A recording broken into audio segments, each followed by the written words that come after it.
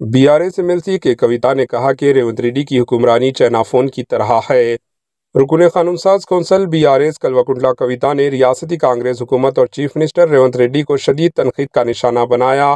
इन्होंने कहा कि केसीआर की हुक्मरानी एक आईफोन की तरह पायदार और कारोबार थी, जबकि रेवंत रेड्डी की हुक्मरानी महज एक चाइना फोन की तरह है, जो देखने में तो खूबसूरत नजर आता है मगर फिलवक्त नाकारा और बेकार साबित होता है। कविता ने कहा कि रेवंत रेड्डी की हुक्मरानी चाइना फोन की मानिंद नाकिस और नाकारा है। इन्होंने कहा कि पसमानदा तबकात के 42% तहफ़्फ़ुज़ात की फरहमी तक जद्दोजहद करेंगे। मरदमशुमारी में बीसी आबादी को कम बताने का कांग्रेस पर इल्ज़ाम आयद किया।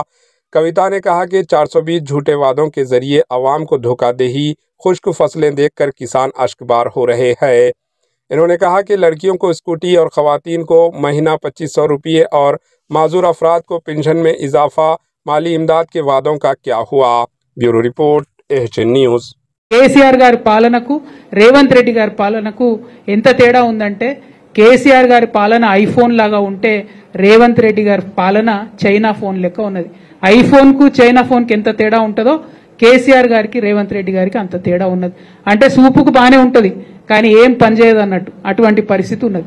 మాటలు ఇచ్చి బీసీల ఓట్లు వేయించుకొని ఇవాళ బీసీలను మోసం చేస్తున్నటువంటి కాంగ్రెస్ పార్టీని చరిత్ర క్షమించదు, బీసీలు క్షమించరు. వారికి ఎవరు లేరు, వారి పక్షాన మాట్లాడారు అనుకుంటున్నారేమో. మేమందరం కూడా అండగా నిలబడి ఉన్నాం. ఖచ్చితంగా బీసీలకు మీరు ప్రామిస్ చేసినటువంటి 42% ఇచ్చే వరకు కూడా తగ్గేదే లేదు. ఖచ్చితంగా